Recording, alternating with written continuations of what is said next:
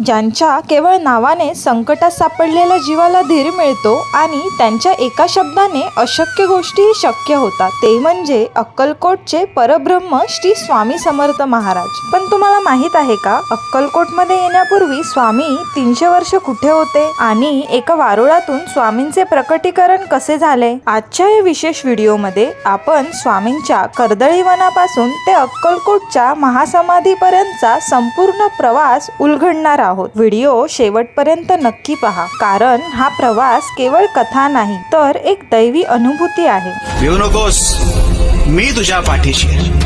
हे शब्द आपण रोज ऐकतो, पण या शब्दांची शक्ती देणारे स्वामी समर्थ नक्की कोण होते? ते कुठून आले होते आणि त्यांना दत्तात्रेयांचा अवतार का मानले जाते? जर तुम्हाला वाटत असेल की स्वामी केवळ 1856 मध्ये अक्कलकोटमध्ये प्रकट झाले, तर तुम्ही चुकताय. त्यापूर्वीचा त्यांचा 300 वर्षाचा इतिहास थक्क करणारा आहे. चला तर मग जाणून घेऊया स्वामी समर्थांच्या संपूर्ण जीवनपट आणि त्यांच्या अचाट लीला. कथा सुरू होते कर्दळी वनातून. श्री नृसिंह सरस्वती महाराज जेव्हा गाणगापूर सोडले तेव्हा ते याच वनात तपश्चर्याला बसले होते. 300 वर्षानंतर जेव्हा उद्धव लाकूडतोड्याची कुऱ्हाड त्या वारुळावर पडली तेव्हा स्वामी प्रकट झाले. त्यांच्या हातावर कुऱ्हाडीची ती जखम होती, त्यातून रक्ताची धार वाहत होती. उद्धवाने क्षमा मागितली आणि स्वामींनी हसत त्याला अभय दिले. इथूनच स्वामींच्या लोककल्याणाच्या प्रवासाला सुरुवात झाली. कर्दळी वनातून प्रकट झाल्यावर स्वामींनी भारत भ्रमण केले. काशी, कलकत्ता, जगन्नाथपुरी असा प्रवास करत ते गोदावरीच्या तीरावर आले. महाराष्ट्रात त्यांचे पहिले दर्शन झाले ते मंगळवेढ्यात. तिथे ते रानावनात राहायचे, कधी गावात यायचे.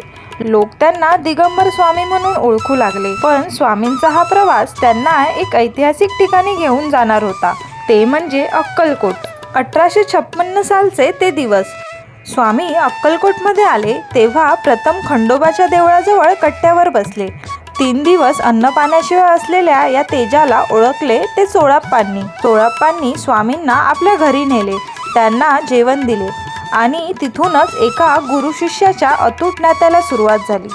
जरी घरच्यांनी त्यांना वेडा म्हटले तरी चोळाप्पांना ठाऊक होते की त्यांच्या घरात साक्षात ईश्वर चालून आला आहे. पुढे स्वामींनी अक्कलकोटमध्ये एका विशाल वटवृक्षाखाली आपले स्थान निश्चित केले.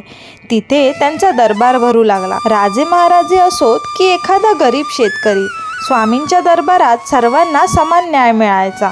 स्वामी कधी लहरी वाटायचे, कधी खूप रागीट, तर कधी अगदी लहान मुलासारखे प्रेमळ.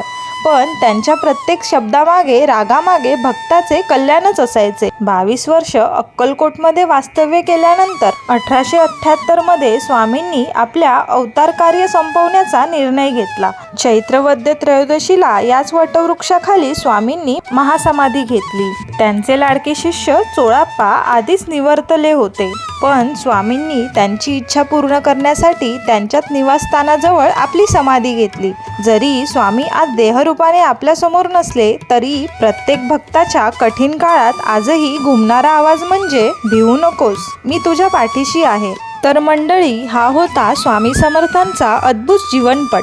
तुम्हाला ही माहिती कशी वाटली कमेंट्समध्ये नक्की सांगा आणि अशाच आध्यात्मिक माहितीसाठी आपल्या चॅनलला सबस्क्राईब करायला विसरू नका.